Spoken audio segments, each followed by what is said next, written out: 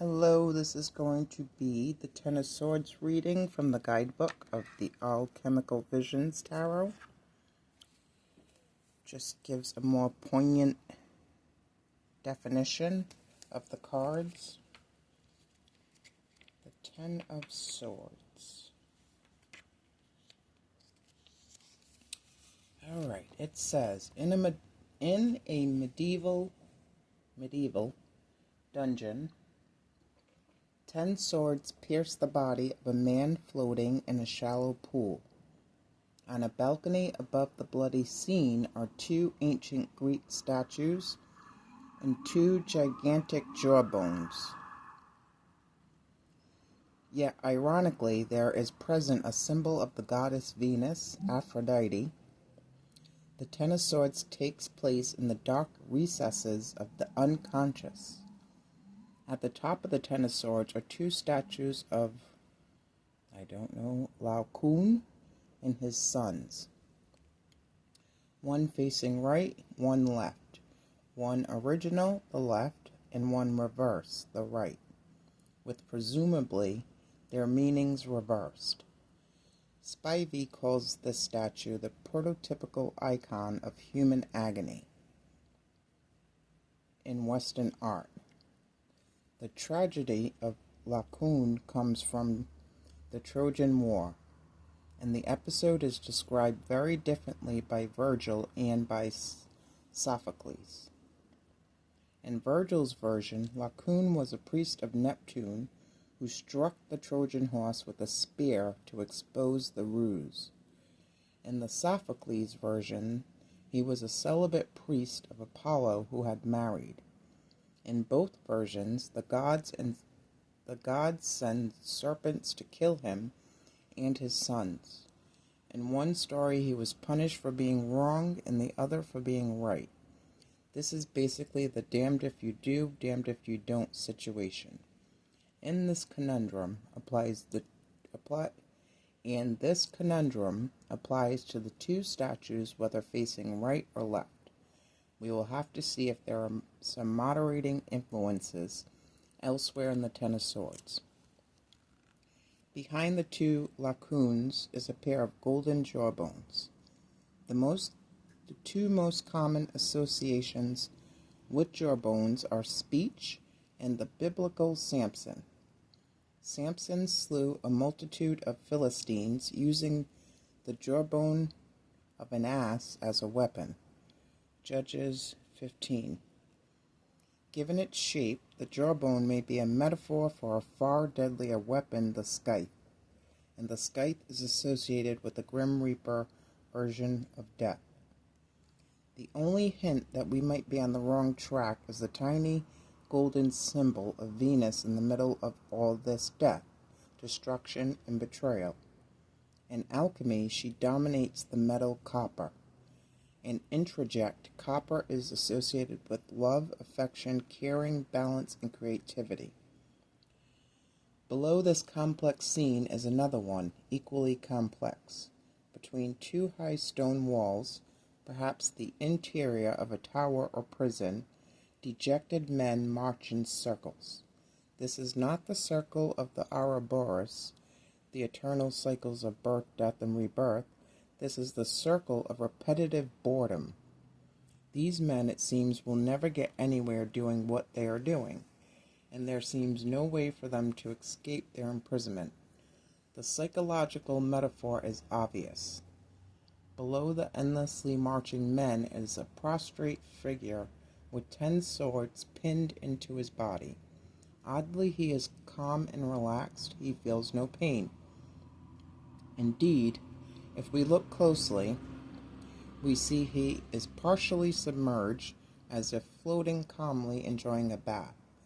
While clothed, he is floating on the border between the air and the water, 2 of the 4 alchemical elements. He almost seems to be meditating. He has no fear of sinking, that is, getting swallowed into the unconscious. This despite the weight of the 10 upright swords pinned into him. The water which he floats is bright red, yet what we might assume is a sea of blood resulting from the man's sword wounds is in fact not blood, but the alchemical process of rubido, the announcement that the fourth and final stage of the great work, the magnus opus, is at hand. This red elixir is also known as the Stone of the Wise. One of the problems encountered at this stage of development is to make the divine light that emerges from the process last longer than a moment or two. This demands holding one's attention not only during the process but afterwards, so that what is learned can be taken from the traveler further down the path. This is what our bather seems to be doing. In his state of partially moist, partially dry, in his state of suspension in the water and in his calmness, he can not only endure the 10 swords pinned into his body, but also deny the boredom and spiritual ennui circling him, and the unanswerable paradoxes and threats of death and destruction hovering above him. Let us take a closer look at the 10 blue and gold swords. The golden hilts are immaterial gold, representing the imperishable spirit. The sword's hilt is where we make contact with it. This is our opportunity to touch the alchemical gold, the promise of the philosopher's stone.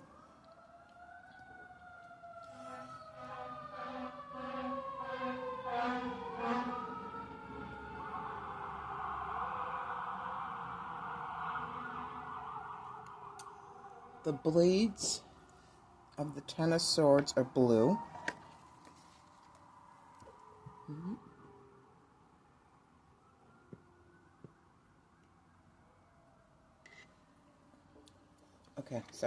The blades of the 10 of swords are blue, the glowing alchemical blue that is a symbol for lapis lazuli, my favorite gemstone. This is a reference to the philosopher's stone, the lapis, the stone that symbolizes perfection at its finest, heavenly bliss, even immortality. That is the goal of the great work, the magnus opus. This is the purpose of the tarot sword, to cut away all the unnecessary surrounding material to reveal the core of the essence, the lapis, the self. With these transformative possibilities, perhaps we should reconsider some of the apparently negative images we discerned earlier. Excuse me. In her chapter, The Dream of the Bad Animal, Jolene Jacoby says the serpent is material in need of transformation. The chthonic, moist element of water, female. The chthonic, moist element of water, female, standing for unconscious symbols of many things depending on their context. Also wisdom. We have already seen the significance of the red water.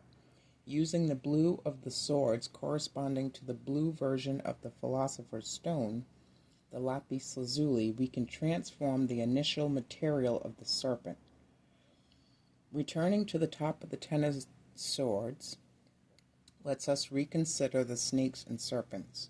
Perhaps they are not attacking Laocoon and his boys. Perhaps they are there for another purpose. According to Tantric Yoga, Kundalini energy rests at the base of the spine in the form of a coiled serpent. When this dormant energy is allowed to flow freely upward through the 7 chakras, it leads to a state of expanded consciousness. The struggle with the internal serpent moving through the energy centers of the body accounts for the physical struggle taking place. It also accounts for the presence of Venus overseeing this movement toward enlightenment. The message of the 10 of Swords is a complex and in part self-contradictory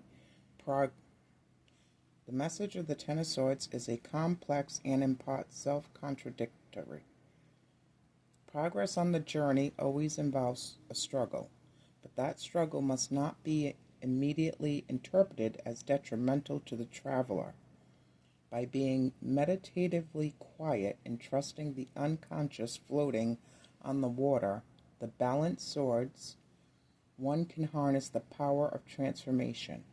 Without transformation and progress, as shown in the prisoners, there is little hope. However, there is hope for these seemingly lost men. They are circling the alchemical symbol for the planet Jupiter, though seemingly oblivious to it. Were they to notice it, they could take advantage of its properties, thinking, higher learning, and the abstract mind. Jupiter instills the desire for the exploration of both the spiritual and intellectual. In the spiritual world, this planet rules over both philosophy and religion. Thus, these circling men are blind to a multitude of escapes from their dilemma, all of which are available to the cognizant traveler. And that is the Ten of Swords. Thank you.